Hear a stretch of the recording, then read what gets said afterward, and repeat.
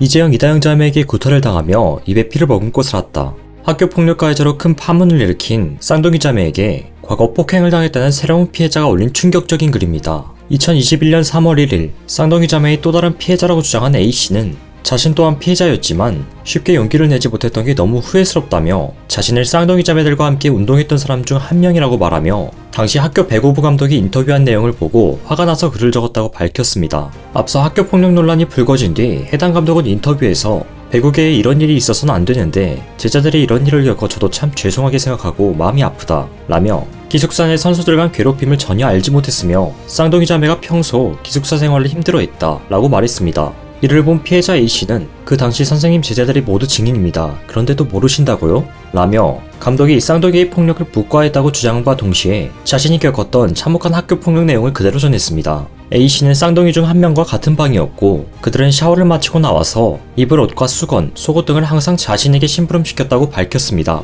사건이 발생한 그날도 어김없이 샤워 준비를 해서 쌍둥이에게 가져다 주었는데 그날 밤에 갑자기 쌍둥이들이 A씨를 따로 불러 집합을 시켰습니다. 그 내용은 충격적이게도 쌍둥이 중 한 명의 지갑이 없어졌다는 이유였습니다. 쌍둥이들은 A씨에게 얼차려로 오토바이 자세를 30분 동안 시키며 추궁했지만 A씨는 자신이 가져가지 않았다며 극구 부인했음에도 거짓말하지 마라. 너 말고는 내 옷장에 손댄 사람이 없다. 너밖에 없다. 솔직하게 말해라. 라며 입에 담기 험한 욕설을 내뱉었습니다. 이어서 쌍둥이들은 자신들 엄마에게 달려가는 것처럼 감독에게 쪼르르 달려가 A가 제 지갑에 손을 댔어요. 라며 사실 확인조차 안 된 보고를 했습니다. 그런데 여기서 더 어처구니 없는 상황이 펼쳐졌습니다. 감독이란 사람이 단체 집합을 걸어 A씨의 뺨을 때리면서 가져갔냐 안 가져갔냐 라고 물으며 A씨가 안 가져갔다고 말하자 감독이 가져갔다고 할 때까지 때릴 거다 라는 말과 함께 A씨의 양쪽 뺨을 무자비하게 때렸습니다. 그러면서 A씨는 40대 정도 맞고 나니 너무 아팠고 이대로 가다간 구타가 안 끝날 것 같아서 내가 가져갔다고 한 뒤 마무리를 지었다 라고 말했습니다.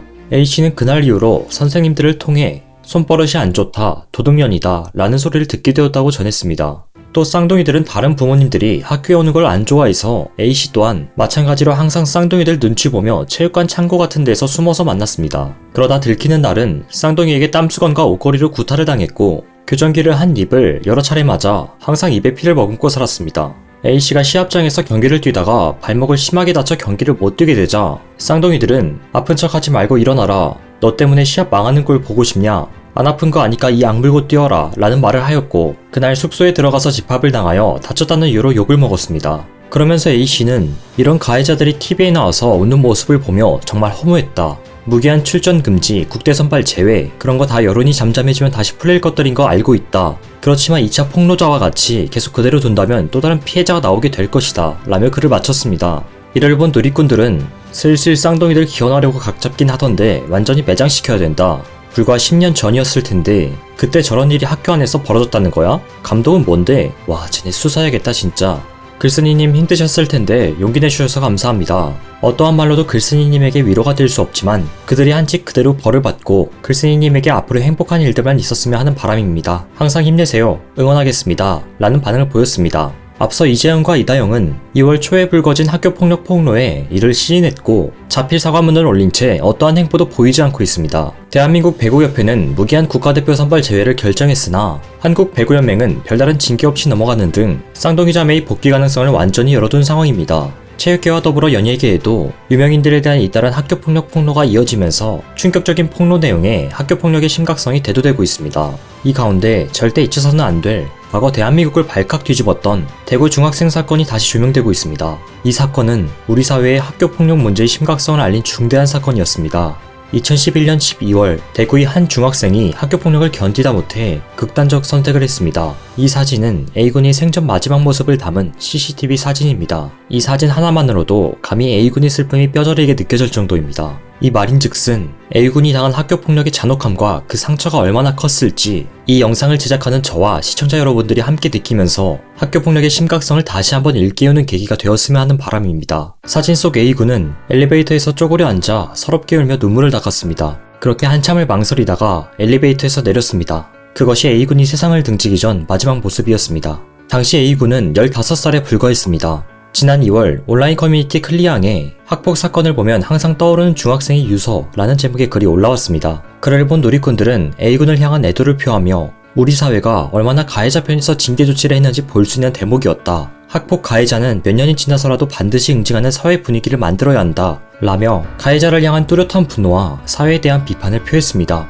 특히 경악을 금치 못했던 것은 물로 고문을 하고 전깃줄로 목을 감아 끌고 다니면서 떨어진 부수기를 먹으라 하고 몸에 칼등을 새기려 하고 팔에 불을 붙이려 하고 돈을 갈취하고 손을 묶고 폭행을 하고 이 모든 것은 영화나 드라마 또는 소설이 아니었습니다. 15살인 A군이 같은 반 가해자들에 의해 겪은 실제 이야기의 극히 일부입니다. 도저히 사람의 행동이라고 볼 수 없는 수준의 잔혹함이었습니다. A군의 유서가 세상에 공개되자 대한민국을 움직였습니다. 사람들은 잔혹하고 극악무도한 학교폭력을 타파해야겠다고 의견을 모았습니다. 매일 남몰래 울고 매일 괴롭힘을 당하던 시절을 끝내는 대신 가족들을 볼 수 없다는 생각에 벌써부터 눈물이 앞을 가리네요. A군의 유서가 더 아프게 느껴졌던 이유는 절망감 때문이었습니다. A군이 겪었던 지옥 같은 상황에서 자신을 구할 방법이 없다는 것과 자신이 죽어야 그 고통을 끝낼 수 있다는 바로 그 절망감 때문이었습니다. 저는 감히 그 두려움이 얼마나 고통스러운 것이었을지 짐작되지 않습니다. A군의 형 또한 자신이 동생을 지키지 못했다면서 끝없이 자책했습니다. 당시 A군의 어머니는 안 하던 컴퓨터 게임을 하고 용돈도 자주 달라고 한 이유가 괴롭힘 때문이었다니 가슴이 무너집니다. 안 하던 컴퓨터 게임을 너무 많이 혼냈는데 하고 싶어서 한 것이 아니었다니 라며 참아왔던 눈물을 흘리곤 말을 잇지 못했습니다. 그런데 이때 가해자가 뱉은 발언이 집중 조명됐습니다. 그들은 겨우 장난으로 한 일인데 이렇게 되었다 라면서 A군의 비보를 알고도 죄책감을 느끼기는커녕 뜨뜻거리면서 반성의 기미조차 보이지 않았습니다. 그로부터 10년 후 이재영 이다영 자매의 학교폭력 사건으로 파장이 크게 일고 있는 가운데 학교폭력의 심각성이 재조명되면서 학교 교사이기도 한 A군의 어머니가 목소리를 냈습니다. 고인의 어머니는 학교폭력으로 괴로워하다 아들이 세상을 등진 지 10년의 세월이 지난 지금까지도 가해자들이 사과는 받지 못했다고 밝히며 사람은 누구나 실수를 하고 가해 학생들은 특히 어렸으니까 당연히 실수했을 수도 있다면서도 적어도 내가 한 실수가 남의 목숨을 좌우할 수 있다는 생각 정도나 하면서 살아야 하는데 가해자들이 지금 그러고 살고 있을지에 대해 의구심이 든다고 말했습니다. 마지막으로 가해 학생들이 정말로 잘못했다고 생각한다면 우리 가족에게 그때 내가 이런 잘못을 저질렀고 반성해서 이런 삶을 살고 있다고 용서를 구하는 게 바르다고 본다며 슬픔은 잊히는 게 아니라 익숙해지는 것이라고 전했습니다. 한편 지난 26일 열린 뉴스통신은 피해자 3명과의 인터뷰를 통해 쌍둥이 자매의 과거 만행을 낱낱이 폭로했습니다. 이들의 모친 김경희는 피해자 B씨에게 전화를 걸어 다 인정하고 사과할 테니 글을 내려달라 라며 갑자기 폭로글을 내려달라고 뜬금없는 요구를 해왔습니다.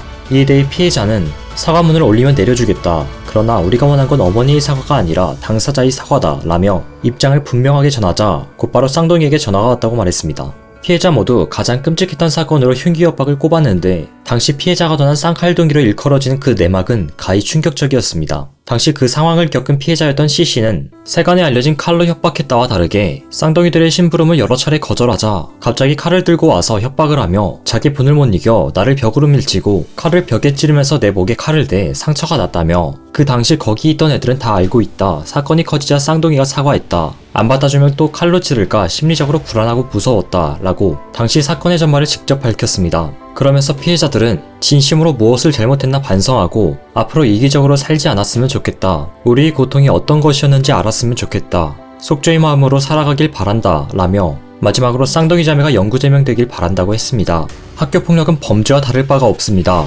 지금까지 뉴스랑이었습니다.